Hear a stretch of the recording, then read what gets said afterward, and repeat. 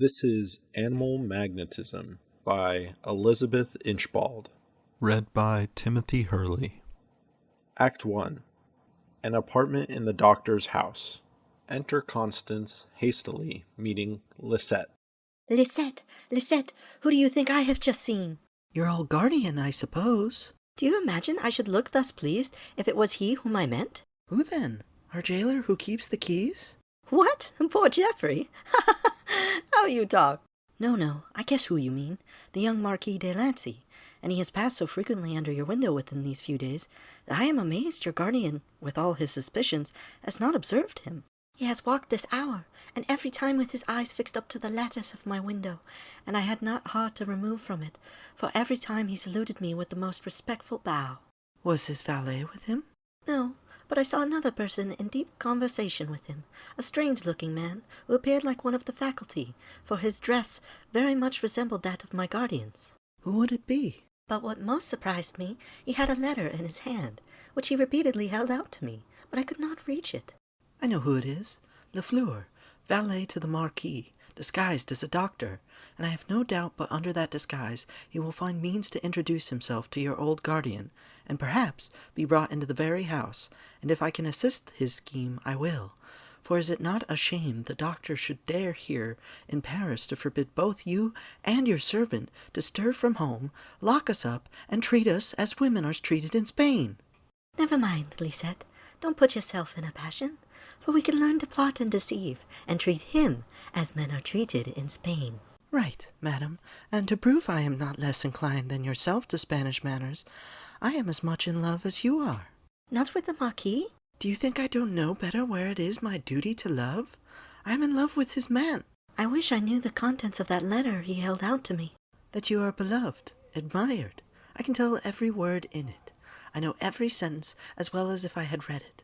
And now, madam, it is my advice you sit down and answer it directly. Before I have received it? Yes. Give your answer at the time you receive his letter. Consider how convenient it will be to give the one while you take the other.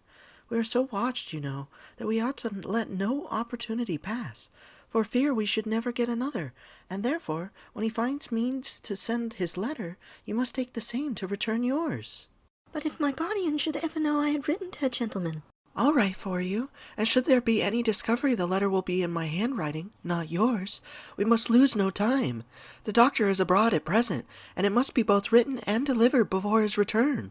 But, dear Lisette... Don't put me out. What are you saying? What are you thinking? You don't know my thoughts? I do, and here they are on this letter. Let me look at it. No, don't examine your thoughts.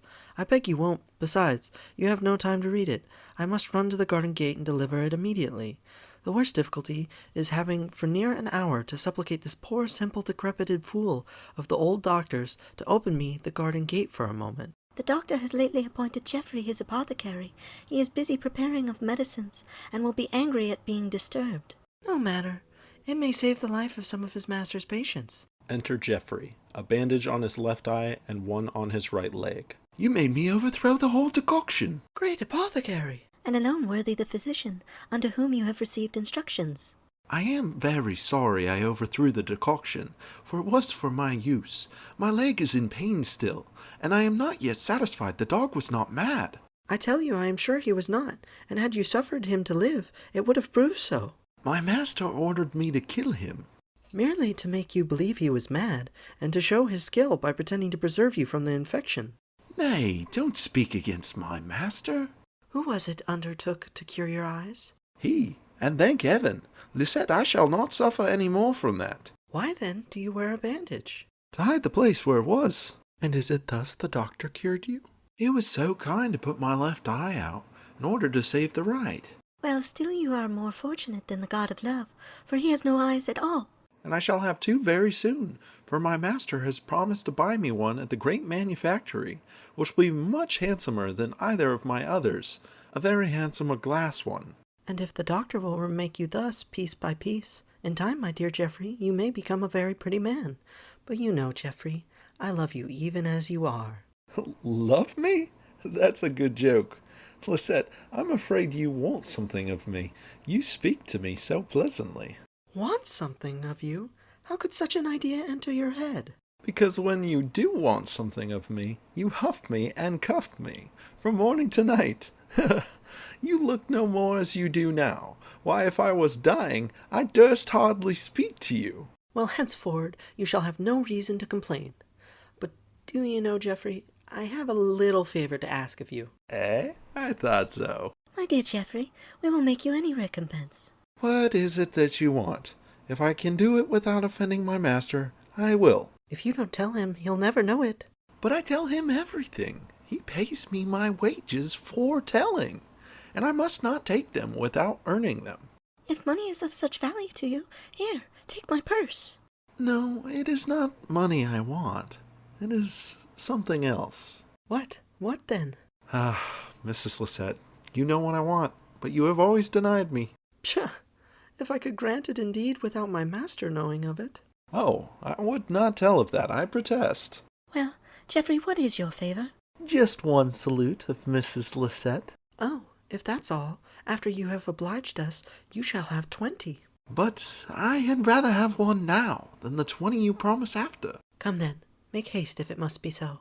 Ah, the first kiss of the girl we love is so sweet. Now you are ready to comply with our request. Tell me what it is. To give us the key of the garden gate. I'm very sorry, I can't oblige you. Why not? For several reasons. Tell me one. In the first place, I have not got the key. My master took it with him when he went out.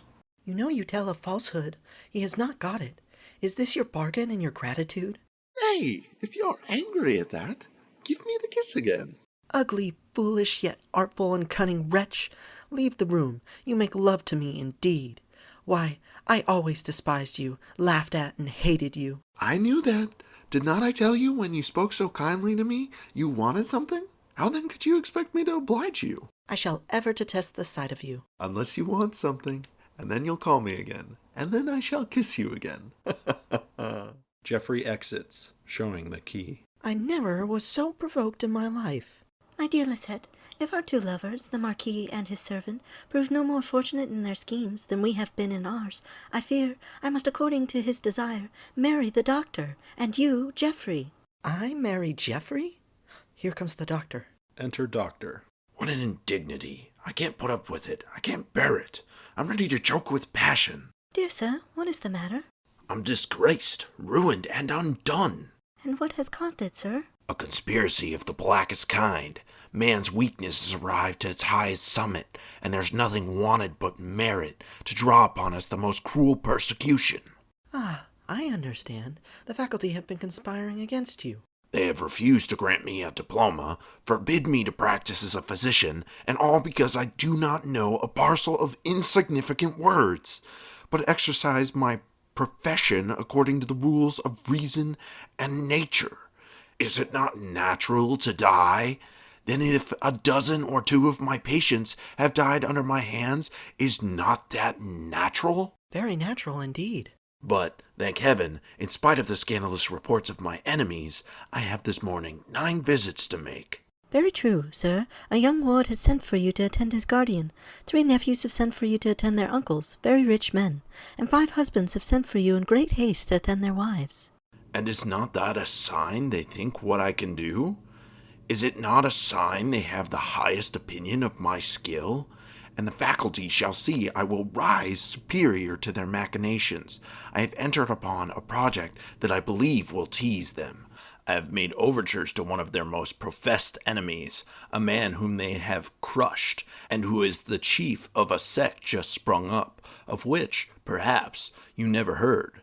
For simply, by the power of magnetism, they can cure any ill, or inspire any passion. Is it possible? Yes, and every effect is produced upon the frame merely by the power of the magnet, which is held in the hand of the physician, as the wand of a conjurer is held in his, and it produces wonders in physic equally surprising. And will you become of this new sect? If they will receive me. And by this time the president has, I dare say, received my letter, and I wait impatiently for an answer. Enter Geoffrey. A doctor at the door desires to speak with you. A doctor in my house? I dare say it is the magnetizing doctor you have been writing to. Very likely. I dare say it's Dr. Mystery. Show him in, Geoffrey. Please to walk this way, sir. Enter Lafleur, dressed as a doctor. Geoffrey exits. Doctor, I hope I've your pardon, that without further acquaintance than by letter, I thus wait upon you to pay my respects, It is the same I saw with the Marquis. And it is Lafleur, his valet. and to assure you that I and all my brethren have the highest respect for your talents, and shall be happy to have you a member of our society. I presume, sir, you are Dr. Mystery, author and first discoverer of that healing and sublime art, animal magnetism. I am. And it will render you immortal. My curiosity to become acquainted with the forms and effect of your power is scarcely to be repressed a moment. Will you indulge me with the smallest specimen of your art, just to satisfy my curiosity? You are then entirely ignorant of it? Entirely. And so am I. Shall I send the women out of the room? By no means, no. But I will show both you and them a specimen of my art directly. You know, doctor, there is an universal fluid which spreads throughout all nature. A fluid? Yes, a fluid. Which is a fluid, and you know, doctor, that this fluid, generally called a fluid, is the most subtle of all that. Is the most subtle. Do you understand me? Yes. It ascends on high, and it descends on low, penetrates all substances, from the hardest metal to the softest bosom. You understand me, I perceive. Not very well. I will give you a simile, then. I shall be much obliged to you. This fluid is like a river. You know what a river is? Yes. This fluid is like a river that runs, that goes, that gently glides, so while there is nothing to stop it. But if it encounters a mound or any other impediment, boo, it bursts forth, it overflows the country round, throws down villages, hamlets, houses, trees, cows, and lambs. But remove this obstacle which obstructs its course, and it begins again softly and sweetly to flow. Thus, the fields are again adorned, and everything goes on, as well as it can go on. Thus, it is with the animal fluid, which fluid obeys the command of my art. Surprising art. But what are the means you employ? Merely gestures, or a simple touch. Astonishing! Give me some proof of your art directly. Do satisfy my curiosity. I will. And by this wand, in which is a magnet, in a particular position, I will so direct the fluid that it shall immediately give you the most excruciating rheumatism, which will last you a couple of hours. I will then change it to the gout, then to strong convulsions, and after into a raging fever, and in the manner shall your curiosity become satisfied. Hold, doctor. I had rather see the experiment on someone else. Oh, then, sir, I have now at my house a patient whom the faculty have just given up as incurable, and notwithstanding his disorder is of a most violent and dangerous kind. I will have him brought here, and will teach you to perform his cure yourself. By the power of magnetism. By the power of magnetism. That would do me infinite honor indeed. But why bring the patient to my house? Pray, who is he? A young man of quality. Dear sir, let him be brought hither, and let me see the cure performed. I can't say I approve of a young man being brought into my house. For you must know, doctor, that young lady is to be my wife, and as we are not exactly of an age, another may make an impression. Consider my patient's state of health. He is like a dying man. But he'll be well after I've cured him. Very true. Pray, doctor, is it true what they report, that he who was once in possession of your art can, if he pleases, make every woman who comes near him in love with him? True, certainly it is. Why this whispering? I am ignorant what are the virtues of your art, doctor, but I am sure it has not that of rendering you polite. Pardon, madam. I was but instructing the doctor in some particulars, of which, perhaps, you may hereafter have reason to be satisfied. I doubt that, sir. Unless your art could render this solitary confinement, we are doomed to agreeable. Before the end of the day, you shall prefer it to all the false pleasures of the gay world. For what are more false than the pleasures derived from balls, masquerades, and theaters? Very true. Well, I must own I love a theater. The worst place of them all for youth to frequent.